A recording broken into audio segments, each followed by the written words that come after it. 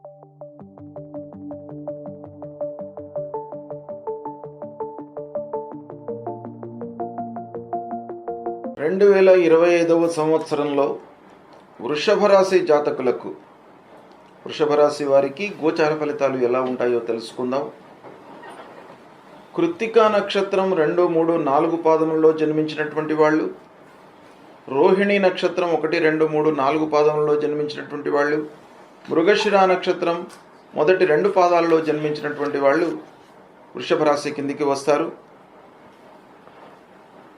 జన్మ నక్షత్రము, జన్మ రాశి, జన్మ సమయము, జన్మ తేదీ సరిగ్గా తెలియనటువంటి వాళ్ళు వ్యవహారంలో ఉన్నటువంటి పేరును దృష్టిలో పెట్టుకొని, ఆ పేరులో ఉన్నటువంటి ప్రథమాక్షరాన్ని దృష్టిలో పెట్టుకొని రాశి నిర్ధారణ చేసుకొని తద్వారా రాశి ఫలితాలు చూసుకోవడం అనేటువంటిది మనకు శాస్త్రం చెప్తుంది. కాబట్టి ఈ వృషభ రాశి కిందికి ఈ, ఉ, ఏ, ఓ, వా, వి, వు, వే, ఓ అనే అక్షరాలతో ప్రారంభమయ్యేటువంటి వ్యవహారనామం కలిగినటువంటి వాళ్ళందరూ కూడాను వృషభ రాశి కిందికి వస్తారు. అయితే ఈ వృషభ రాశి వారికి ముఖ్యంగా ఈ సంవత్సరము 2025వ సంవత్సరం మొత్తం కూడాను ఫలితాలను ప్రభావం చేసేటువంటి గ్రహాలు గురు, శని, రాహువు, కేతువు. ఈ గ్రహాల యొక్క సంచారం ఎలా ఉంది అనేటువంటి విషయాన్ని మనం చూద్దాం.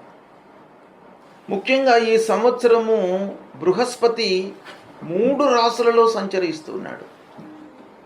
వృషభ, మిథున, కర్కాటక రాశులలో సంచరిస్తున్నాడు. రాశిత్రయ సంచారం అన్నమాట. ఇది చాలా అరుదుగా సంభవిస్తుంది. అయితే ఈ సంవత్సరము 14 మే 2025 వరకు వృషభ రాశిలో సంచరిస్తున్నాడు. ఈ వృషభ రాశిలో సంచరించడము వృషభ రాశిలో జన్మించినటువంటి వారికి జన్మస్థానం అవుతుంది. జన్మస్థానము ప్రతికూలంగా ఉంటుంది. ఈ జన్మస్థానంలో సంచరిస్తున్నటువంటి సమయం లోపల బృహస్పతి ఏకాదశ స్థానాధిపతి జన్మస్థానంలో సంచరిస్తున్నాడు. కాబట్టి ఈ మే వరకు కొంత ప్రతికూలమైనటువంటి ఫలితాలు గోచరిస్తున్నాయి. ఉద్యోగంలో మార్పులు, చేస్తున్నటువంటి ఉద్యోగంలో నుండి వేరే ఉద్యోగంలోకి వెళ్ళడము, తద్వారా కొంత ఇబ్బందులకు గురయ్యేటువంటి అవకాశాలు కనబడుతున్నాయి. ఉద్యోగస్తులకు అనానుకూల ప్రాంతాలకు బదిలీలు, ఆఫీసులో మనస్పర్ధలు, అనవసరమైనటువంటి ఖర్చులు, అనవసరమైనటువంటి విషయాల గురించి ఆలోచించి మనస్తాపానికి గురి కావడము, నలుగురిలో అనవసరమైనటువంటి చర్చల మూలకంగా ఇబ్బందులను ఎదుర్కోవడము, శత్రుత్వాలు పెరిగిపోవడము, వ్యాపారంలో ఉన్నటువంటి వారికి వ్యాపార నిమిత్తమై దూర ప్రాంతాలకు వెళ్ళబడినటువంటి ఆగత్యము ఏర్పడము, ప్రతి విషయంలోనూ కొంత సందిగ్ధత గోచరిస్తుంది. జన్మస్థానంలో సంచరిస్తున్నప్పుడు సందిగ్ధత అనేటువంటిది ఉంటుంది. డిసిషన్ మేకింగ్ లోపల కొంత ప్రాబ్లాన్ని క్రియేట్ చేస్తాడు. ఇక ప్రతి పని లోపల కూడాను ఆటంకాలు, తద్వారా భయము ఆవహించేటువంటి అవకాశాలు బాగా ఉంటాయి. ఇకపోతే ఆర్థికంగా కొంత ఇబ్బంది, ఆర్థిక నష్టము, నలుగురిలో పూర్వము ఉన్నటువంటి ఒక పలుకుబడి యథాతథంగా ఉన్నప్పటికీ కొన్ని పనుల లోపల ఆలస్యం జరిగేటువంటి అవకాశాలు ఉంటాయి. ఈ విధంగా జన్మస్థానంలో సంచరిస్తున్నటువంటి సమయం లోపల గురువు మూలకంగా మనకు ఇలాంటి ఫలితాలు ఉంటాయి.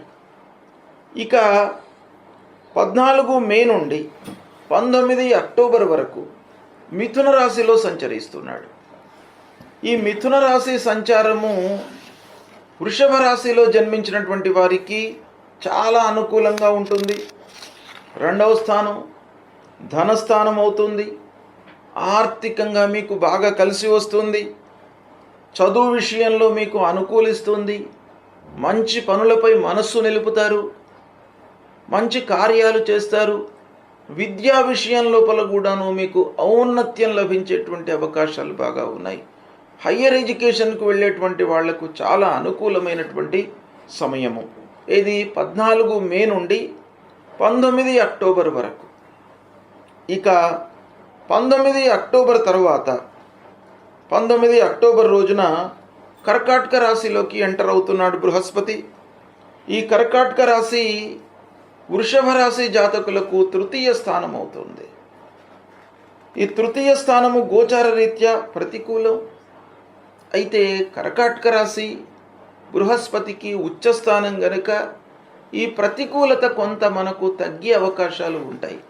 సహజంగా ఉచ్చస్థానంలో సంచరిస్తున్నటువంటి సమయంలో కొన్ని బృహస్పతి మంచి పనులను మనకు ఇస్తాడు. అంటే మనస్సు మంచి పనుల వైపుకు పయనించేటట్టుగా మనను క్రియేట్ చేస్తాడు.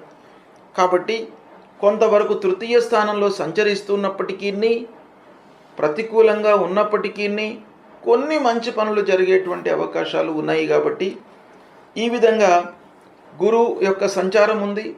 తదనంతరం మళ్ళీ 5 డిసెంబర్ నుండి వక్రరీత్యా మిథున రాశిలోకి మళ్ళీ ప్రవేశిస్తున్నాడు. అంటే 5 డిసెంబర్ 2025 నుండి 1 జూన్ 2026 వరకు కూడాను వక్రరీత్యా మిథున రాశిలో సంచరిస్తున్నాడు. కనుక మళ్ళీ మిథున రాశిలోకి రావడము వృషభ రాశి వారికి చాలా యోగప్రదమైనటువంటిది, బాగా కలిసి వస్తుంది. అంటే ఓవరాల్గా ఈ గురుస్థితి చూసినట్టయితే వృషభ రాశి వారికి 14 మే నుండి 19 అక్టోబర్ వరకు రెండవ స్థానం శుభప్రదంగా ఉంటుంది. 5 డిసెంబర్ నుండి 1 జూన్ 2026 వరకు కూడాను మళ్ళీ బాగా ఉంటుంది. ఈ విధంగా గురుస్థితి మిథున రాశి వారికి ఈ సంవత్సరం బాగా యోగదాయకంగా ఉంది, మంచి ఫలితాలను ఇస్తుంది. విద్యా విషయంలో బాగా కలిసి వస్తుంది, రాబడి పెరుగుతుంది, సమాజంలో మనకు పేరు ప్రతిష్టలు బాగా కలిసి వస్తాయి. తద్వారా పనులు అనేకమైనటువంటివి మనకు సాఫల్యమయ్యేటువంటి అవకాశాలు ఉన్నాయి. ఇక శని భగవానుడు ముఖ్యంగా బాగా ప్రభావితాన్ని కలిగించేటువంటి గ్రహ. మెల్లగా మందగతితో 2.5 సంవత్సరాలు ఒక రాశిలో ఉంటాడు. కాబట్టి ఆ శని యొక్క ప్రభావం బాగా ఉంటుంది. అయితే ఈ వృషభ రాశి వారికి శనేశ్వరుడి యొక్క ప్రభావము అంతగా ఉండదు. ఎందుకంటేను వృషభ రాశి అధిపతి శుక్రుడు, శని శుక్రులు మిత్రులు. అంతేకాకుండా వృషభ రాశి వారికి శని యోగప్రదమైనటువంటి గ్రహ, భాగ్య రాజ్యాధిపతి. కాబట్టి ఆ శనేశ్వరుడి యొక్క ప్రతికూలత వృషభ రాశి వారికి అంతగా వర్తించదు, భయపడవలసినటువంటి అవసరం లేదు. అయినప్పటికీ సహజంగా పాపగ్రహం గనక ఎంతో కొంత మిమ్మల్ని ఇబ్బంది పెట్టేటువంటి అవకాశం ఉంటుంది. అయితే 29 మార్చి వరకు ఈ శనేశ్వరుడు కుంభరాశిలో సంచరిస్తున్నాడు. అంటే కుంభరాశిలో సంచారము వృషభ రాశి వారికి 10వ స్థానం అవుతుంది. ఈ 10వ స్థానము ముఖ్యంగా వృత్తిపరమైనటువంటి కొన్ని ఇబ్బందులను క్రియేట్ చేస్తాడు. అంటే వృత్తిలో ఉన్నటువంటి వారికి, స్వయం వృత్తిలో ఉన్నటువంటి వారికి, తన వద్ద పనిచేస్తున్నటువంటి వాళ్లతో కానివ్వండి, క్లయింట్స్తో కానివ్వండి, కొన్ని ఇబ్బందులు, రావాల్సినటువంటి డబ్బు సకాలంలో రాకపోవడము, ఇలాంటి విషయాలపై ప్రభావాన్ని చూయిస్తాడు. అయినప్పటికీ అదృష్టము చేసేటువంటి వృత్తి కలిసే వస్తుంది. కొన్ని ఇబ్బందులు ఉన్నప్పటికీ కలిసి వస్తుంది. ఇక తదనంతరం అంటే 29 మార్చి తరువాత శనీశ్వరుడు మీనరాశిలోకి ప్రవేశిస్తున్నాడు. ఈ మీనరాశిలో 2.5 సంవత్సరాలు ఉంటున్నాడు. దాదాపు 29 మార్చి నుండి 3 జూన్ 2027 వరకు కూడాను ఏకాదశ స్థానంలో ఉంటున్నాడు. కాబట్టి వృషభ రాశి వారికి ప్రత్యేకంగా శని ఏకాదశ స్థానంలో సంచరించడము బాగా కలిసి వస్తుంది. అంటే ఈ 29 మార్చి తర్వాత 2.5 సంవత్సరాలు వృషభ రాశి వారికి బాగా కలిసి వస్తుంది. శనేశ్వరుడు విషయం లోపల మీకు అనుకూలమైనటువంటి ఫలితాలు ఉంటాయి. ఏ విషయాలపై ప్రభావాన్ని చూపిస్తాడు శని అంటే వృషభ రాశి వారికి ముఖ్యంగా అదృష్ట స్థానాధిపతి, రాజ్యస్థానాధిపతి. కాబట్టి ఈ 2 స్థానాలకు అధిపతి శనీశ్వరుడు వృషభ రాశి వారికి. కాబట్టి అదృష్టం బాగా కలిసి వస్తుంది, చేసేటువంటి పనుల మూలకంగా మనకు డబ్బు బాగా వస్తుంది, సంతృప్తిగా ఉండేటువంటి అవకాశాలు బాగా కనబడుతున్నాయి.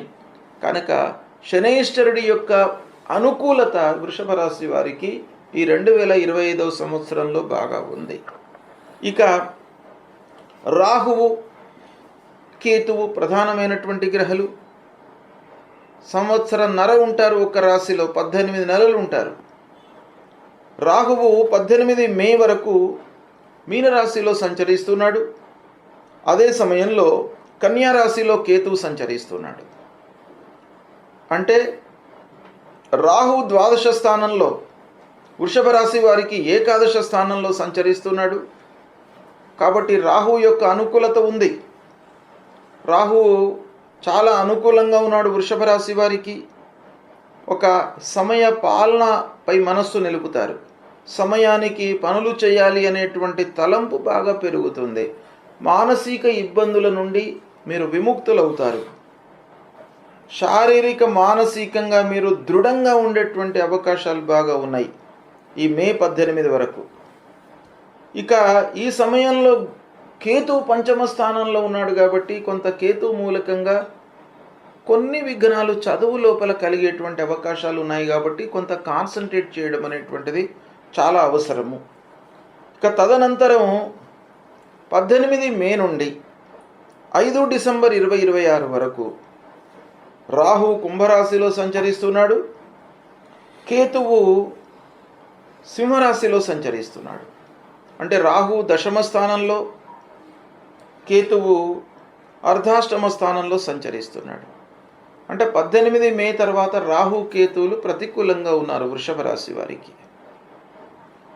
కాబట్టి రాహు కేతువుల మూలకంగా కొన్ని ఇబ్బందులు తలెత్తేటువంటి అవకాశాలు ఉన్నాయి. ముఖ్యంగా ఒక ప్రయోజనకరంగా ఈ వృషభ రాశి వారికి ఏంటంటే గురు 2వ స్థానంలో సంచరిస్తున్నాడు ఎక్కువ కాలం ఈ 2025 సంవత్సరంలో. శని కూడాను మార్చి 29 తర్వాత ఏకాదశ స్థానంలోకి సంచరిస్తున్నాడు. కాబట్టి ప్రధానమైనటువంటి గ్రహాలు అనుకూలంగానే ఉన్నాయి. ఓవరాల్గా మనం చూసినట్టయితే ఈ సంవత్సరము 2025వ సంవత్సరము వృషభ రాశి వారికి చాలా కలిసి వస్తుంది, యోగప్రదంగా ఉంటుంది. ఈ ఉగాది తర్వాత అంటే 29 మార్చి తర్వాత చాలా అనుకూలంగా ఉండేటువంటి అవకాశాలు ఉన్నాయి.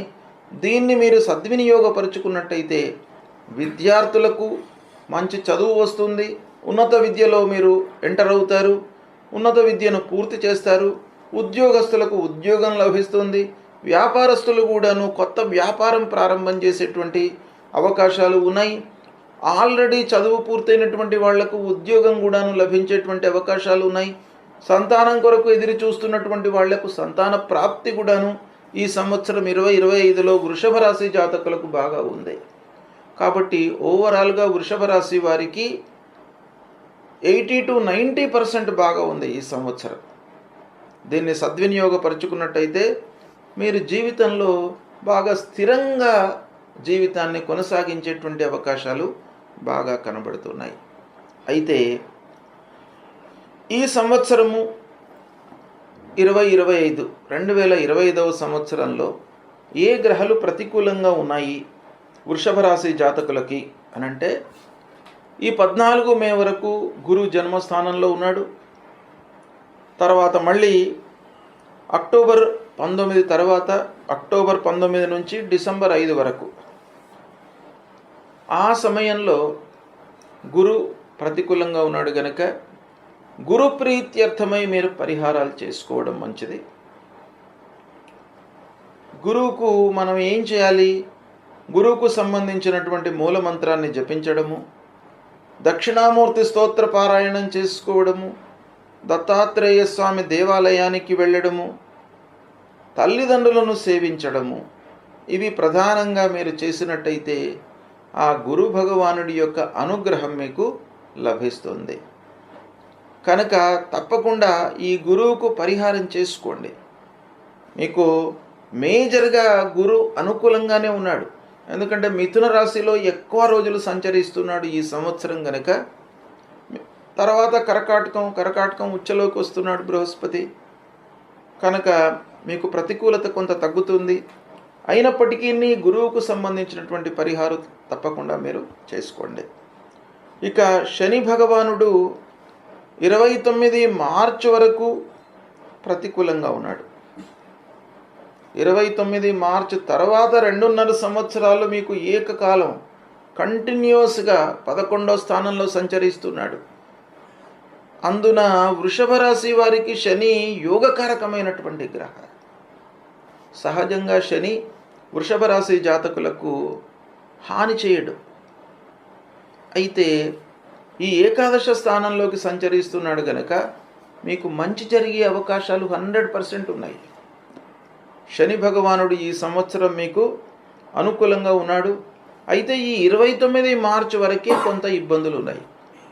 29 మార్చి వరకు దశమంలో సంచరిస్తున్నాడు కాబట్టి ఈ ఉగాది వరకు దాదాపు శని ప్రీత్యర్థమై మీరు పరిహారాలు చేసుకోండి. శని కొరకు ఏం చేయాలి? శని మూలమంత్రాన్ని జపించడము, నువ్వుల నూనెతో శనేశ్వరునికి అభిషేచన చేయడము, నువ్వులు దానం చేయడము, నల్లటి వస్త్రాన్ని ఇవ్వడము, బీదలకు వీలైతే మీరు ఒకరిద్దరికి అన్నదానం చేయడము శనివారం రోజున శక్తి కొలది. లేదా విద్యార్థులు ఎవరైనా చదువుకునే వాళ్ళు ఉన్నట్టయితే మీ అందుబాటులో వాళ్ళకి ఏవైనా కూడా పుస్తకాలు లేదా నోట్బుక్స్, పెన్ను, పేపరు ఇలాంటివి కొనివ్వడం మూలకంగా కూడాను మీకు ఆ భగవంతుడి యొక్క అనుగ్రహం లభిస్తుంది. ఇక రాహుకేతువులు 18 మే వరకు బాగా ఉన్నాడు. రాహువు 18 మే తర్వాత ప్రతికూలంగా ఉన్నాడు. కాబట్టి రాహు ప్రీత్యర్థమై కూడాను మీరు 18 మే నుండి దాదాపు 1.5 ఇయర్ 18 నెలలు రాహుకేతువులు ఇద్దరు కూడాను ప్రతికూలంగా ఉన్నారు గనక రాహుకేతువుల ప్రీత్యర్థమై అమ్మవారిని పూజించండి. రాహుకేతువుల మూలమంత్రాన్ని పఠించండి. ఇది చేసినట్టయితే మీకు దాదాపుగా ఈ పరిహారం మూలకంగా, తర్వాత శనేశ్వరుడి యొక్క అనుకూలత మూలకంగా, ఆ గురు భగవానుడి యొక్క అనుకూలం మూలకంగా మీకు చాలా విషయాలలో మంచి ఫలితాలు జరిగేటువంటి అవకాశాలు ఈ సంవత్సరం ఉన్నాయి. సద్వినియోగపరుచుకోండి. శుభ ఫలితాలను పొందుతారు. శుభం.